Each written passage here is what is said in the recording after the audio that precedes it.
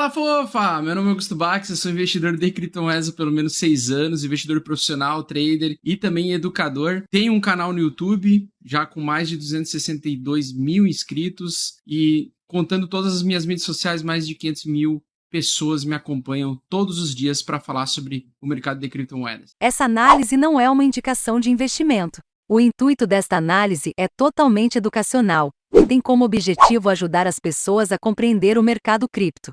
Seja bem-vindo ao canal Análise Cripto e para nos ajudar senta o dedo no like seu criptolouco. Se inscreva no canal e ative o sininho para receber atualizações sobre o mercado cripto. Fique por dentro de todas as novidades e bombe seus lucros. A coisa que agora eu quero comentar com vocês é sobre isso daqui, tá, gente? A Voyager, né? Ela fez pedido de falência, tá? Contra a falência, por não conseguir quitar os seus recebíveis, pois ela é uma das maiores credoras do mercado cripto. E agora, entre mês de junho e julho, várias empresas grandes do mercado cripto que estavam envolvidas aí, a Celsius, a Three Arrows Capital, a própria Celsius e a Three Arrows Capital, elas pegavam e faziam alavancagem durante o bull market. Então, quando o mercado está muito altista, muito otimista, né? Várias empresas, principalmente empresas de investimentos, fundos de investimentos, o que elas fazem? Elas fazem alavancagem. E como é que elas fazem essa alavancagem? Através de captar recursos que elas não possuem de credores. E esses credores, um dos principais credores de todo o mercado cripto é a tal da Voyager, que é essa empresa que está pedindo falência, tá? Que está fazendo pedido de falência, pois por não conseguir mais pagar as suas dívidas e manutenção de equipe, manutenção de pessoal e assim por diante. O que está acontecendo agora de junho para julho, tá? É algo que, na minha opinião, pode ser um reflexo no próximo semestre do mercado cripto e principalmente para o primeiro semestre do ano que vem. Tá? Que é conforme eu expliquei para vocês que a gente pode buscar os $9.500 ainda até no ano que vem. Acontece que os caras no bull market, isso se repetiu mais uma vez, porque em 2017 eu lembro que isso aconteceu também. Através a própria BitMEX também apanhou bastante em 2017 para 2018.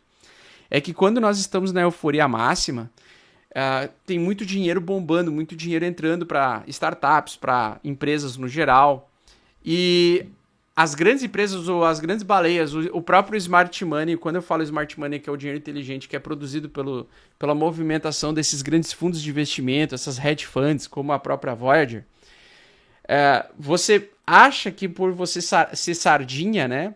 Você sabe, uma sardinha estudiosa vai saber menos do que um gestor. Mas, cara, era meio óbvio que em algum momento ia acabar a liquidez do mercado, certo?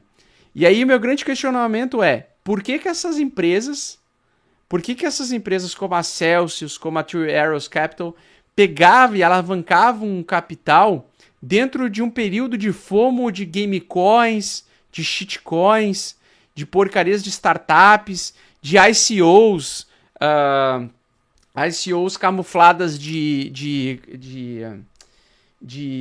NFTs? Por que essas empresas, por que essas baleias, esses grandes gestores de fundo, de investimentos fodas pra cacete, que supostamente sabe pra onde a direção do dinheiro vai, e isso é uma grande mentira, por que eles se alavancaram, cara? Pra que pegar dinheiro emprestado e fazer alavancagem durante um período de bull market muito louco e insano? Porque dentro dos ciclos econômicos isso é uma coisa muito comum de acontecer, é uma coisa muito normal. Então o nosso maior risco, e aqui está o título do vídeo, é por isso que eu coloquei o título do vídeo, o nosso maior risco do mercado cripto não é do Bitcoin, tá? O Bitcoin eu botei só a palavra-chave ali, a tag, para tentar captar mais pessoas através da pesquisa do termo Bitcoin. Mas eu tô falando mais do mercado cripto em si, porque para mim o mercado cripto em si ele é camuflado o mercado de startups mais arriscado que o mercado de startups tradicional, tá? É o risco do risco. Hoje o maior mercado mais arriscado do mundo é o mercado, na minha opinião, o mercado de startups, que é o mercado de altcoins, que é o mercado de criptos, que não envolve aí o BTC, tá? Porque o Bitcoin é uma ferramenta, não é uma empresa, tá? Todas as outras é empresas que estão por trás, toda essa gororoba aí que vocês conhecem, tá? Por que que um credor, ele aceita emprestar dinheiro para empresas que queiram se alavancar durante um período de bull market, onde você tem data e hora para o Fed começar a mudar a política econômica global? Sair de uma condição de dinheiro sobrando nos mercados, ou dinheiro sobrando na economia pela impressão, pelo afrouxamento quantitativo, né? Ou seja, cara, pela própria fala desse maluco aqui, desse CEO da Voyager aqui, ó, o que ele comentou, deixa eu só ver se eu acho aqui o que ele comentou. Deixa eu ver aqui se ele tem, eu acho que não tá nessa notícia aqui. Aqui, ó. Olha o que ele falou. Acreditamos fortemente no futuro da indústria, ou seja, os caras acreditam no mercado cripto, tá? Da evolução do mercado cripto, assim como todos nós. Mas a volatilidade prolongada nos mercados de criptomoedas e o default, né, que seria a ausência de pagamento do empréstimo que eles aceitaram fazer para Three Arrows Capital e para a própria Celsius também, né? Porque foram 7 empresas desse nível que quebraram. 7 empresas desse tamanho da Three Arrows Capital e da Celsius que estão quebrando. A falta de pagamento que exigiram tomar essa decisão. Essa decisão do quê? De solicitar proteção contra a quebradeira. Ou seja, eles querem tentar, de alguma forma, que algum órgão dos Estados Unidos consiga comprar e manter essa mais uma empresa fantasma, mais uma, né? Essa Voyager está se tornando mais uma empresa fantasma de toda a empresa zumbi, na verdade. Está se tornando uma empresa zumbi que está sobrevivendo não sei como, que os caras não conseguem ter mais capital, porque eles não estão... São credores, pessoas que com base na confiança emprestam dinheiro para outras empresas se alavancar, na troca de possível receber um juro futuro. Ou seja, um cenário extremamente alavancado dentro de um ambiente que estava em fim de festa, né? Vocês lembram que nos vídeos antigos eu falava de fim da balada, né? Que eu já estava perto do fim da balada. É só você postar no YouTube, procurar Augusto Bax perto do fim da balada. Onde eu fazia uma zoeira de você... É a mesma coisa que você tá na balada. Uhul! Putas! Ferraris, Lamborghinis. Uau, uau. Aí passa sempre um idiota, um moleque idiota de 20 anos com aquele ouro Rolex, imitação do Rolex, ou o próprio Rolex mesmo, com uma Lamborghini na frente da festa, com o nariz empinado lá na casa do caralho. E aí você vê, tá todo mundo na festa, iniciando a festa, e a balada acho que começa às 6, 7 horas da manhã, você já começa a ficar mais perto do segurança, da porta do segurança da balada para ser o primeiro a sair da balada, né? Sair correndo da balada. Então, o que acontece? A gente tava no fim da balada no ano passado e os caras se alavancando, velho. Os caras pedindo 18 mil bitcoins emprestados. Empréstimo de 18 mil bitcoins para essa Voyager, né? Alavancagem em fim de festa é o quê? Prejuízo, quebradeira. Então não tenho... Cara, assim, ó, é impensável o que gestores de fundos de investimentos fazem. Não é porque eles têm bilhões de capital que pessoas e outras empresas deram confiança, né, emprestaram dinheiro e assim por diante, que os caras são donos da razão. Então sempre o conhecimento ele está acima de tudo e de todos. O conhecimento sobre as coisas que você entende, sobre as coisas que você faz, ele está sempre acima de tudo e de todos. Então, cara, se vier alguma baleia no Telegram falar pra você fazer isso, aquilo, foge dessa baleia. Ele não sabe mais do que você, que estuda pra um caralho, que entende das coisas pra um caralho, que tá entendendo essa dinâmica, ele não vai saber mais do que você. Tá? Porque eu e o meu irmão saiu da balada em setembro, eu saí da balada em dezembro, né? Eu saí da balada um pouco mais tarde que o meu irmão. Mas o meu irmão ele foi o primeiro a sair da balada. Né? Meu irmão saiu da balada e eu saí em dezembro. Eu saí 2 meses depois dele, né? E a gente saiu da balada e se escapamos das luzes da balada, do fim da festa, né? A gente saiu antes do fim da festa. Através da utilização de análise gráfica, né? Rompimento de médias, MACD e tal, que são antecipadores. É aquilo que eu digo. O preço, ele é o melhor indicador do mundo.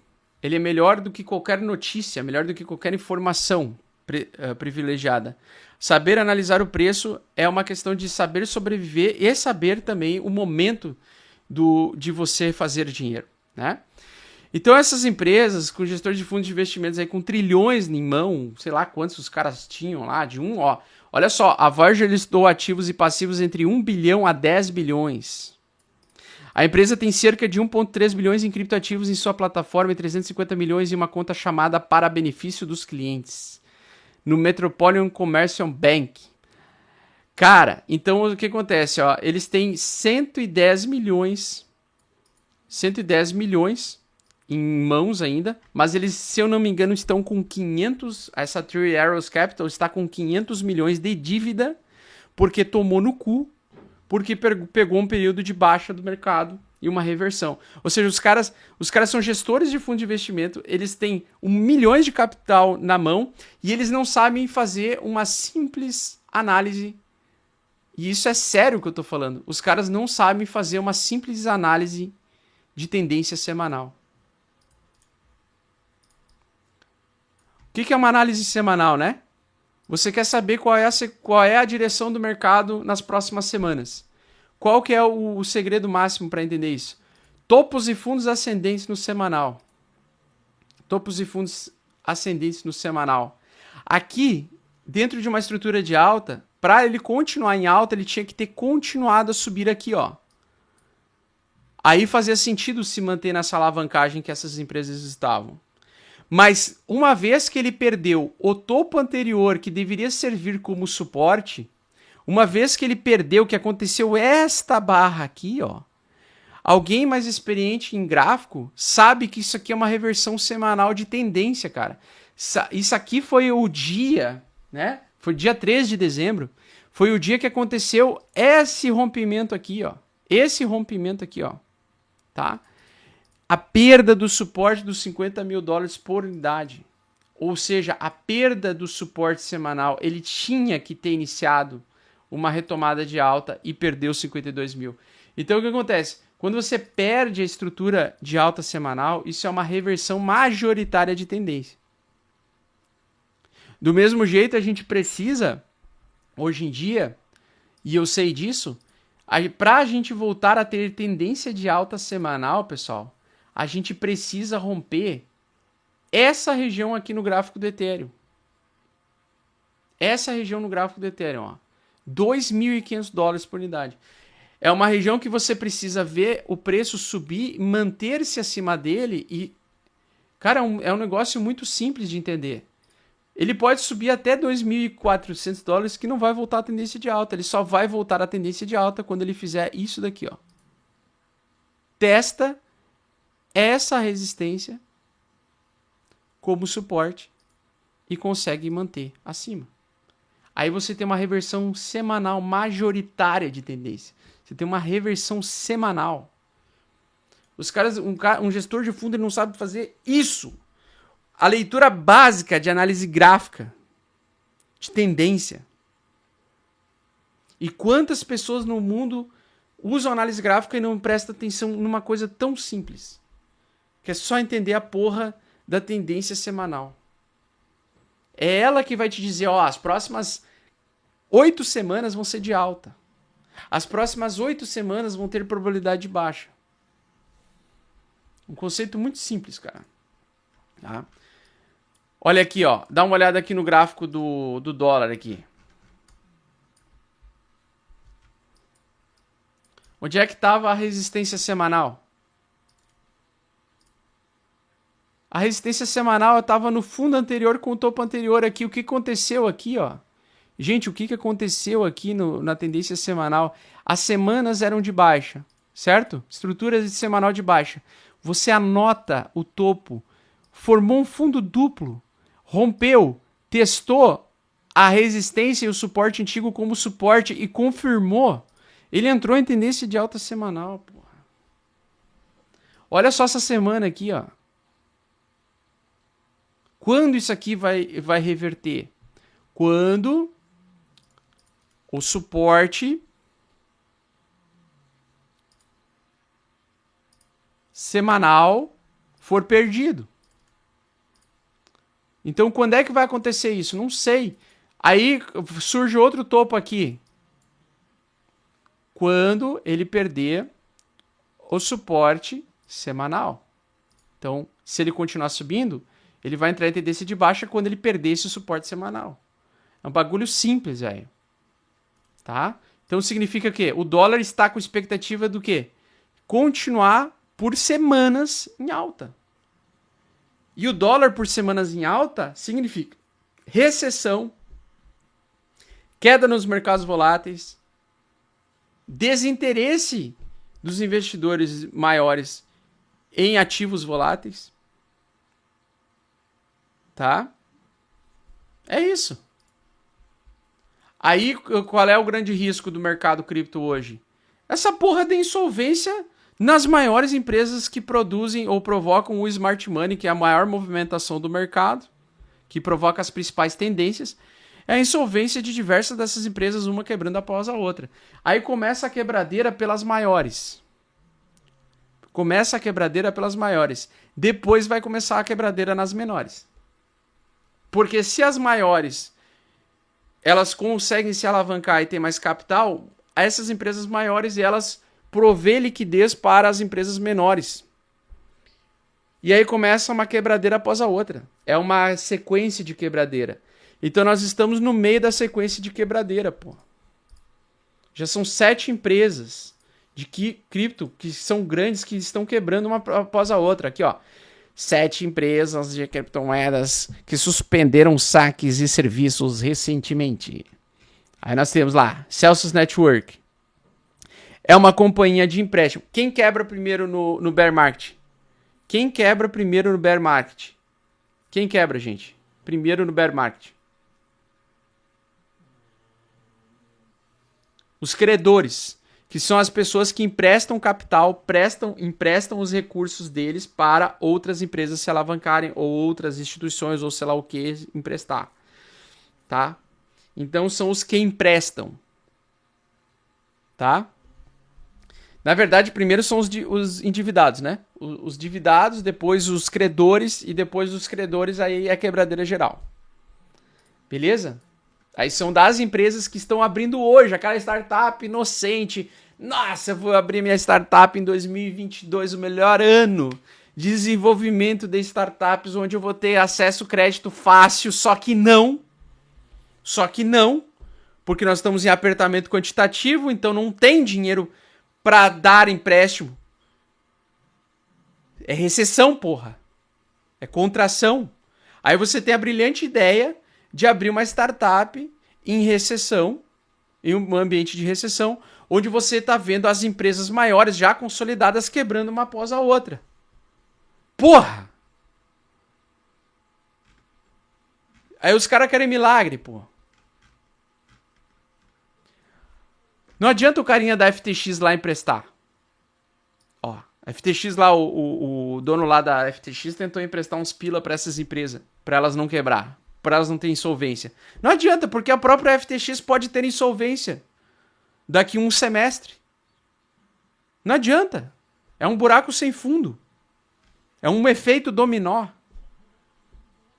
As endividadas que foram ajudadas pelos credores, elas quebram, depois elas quebram os credores porque elas não conseguem pagar de volta, quitar suas dívidas para os credores. Os credores é um efeito dominó. Aí depois começa a respingar onde? Em corretoras.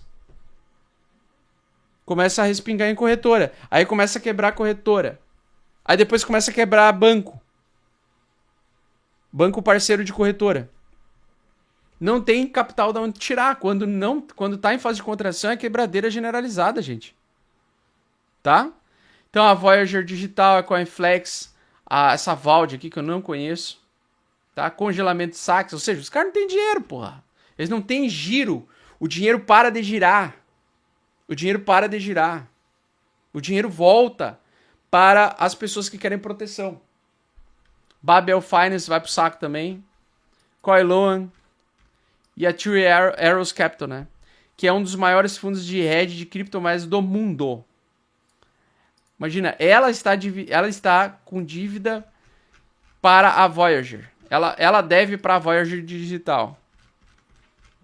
Então é uma quebradeira uma após a outra, velho.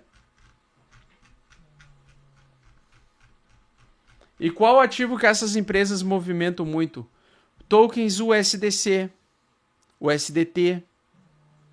Aí imagina se os clientes que travam ou congelam seus dólares dentro dessas USDC, USDT da vida, que são nada mais do que empresas que emitem tokens de dólar. No momento que elas recebem um dólar, elas emitem um token de dólar. Imagina se essas merdas quebram. Então esse é um perigo muito grande, cara. A gente tá com um perigo de insolvência muito grande nesse bear market. Coisa que nos outros bear markets não era tão arriscado assim. Agora tá muito maior. Por quê? Porque cada vez mais pessoas passam a confiar o seu capital, a sua reserva financeira, a sua reserva monetária global, o dólar, em empresas que emitem uma ficha, igual uma ficha de fliperama, que representa a porra de $1. Então não dá pra se arriscar na loucuragem assim. Não dá pra ser louco. Entendeu? Sei que você está procurando para ter resultados rápidos no mercado de criptomoedas e eu tô aqui para te ajudar. Então o que eu te peço é pare de sardinhar agora, pare de comprar game coins e porcarias, shitcoins e venha aprender junto comigo tudo o que você precisa para se tornar um investidor profissional bem-sucedido. Curso Mestres do Bitcoin é o curso mais completo do Brasil. Clique no link abaixo para saber mais e somente nesse mês a gente vai oferecer um cupom de desconto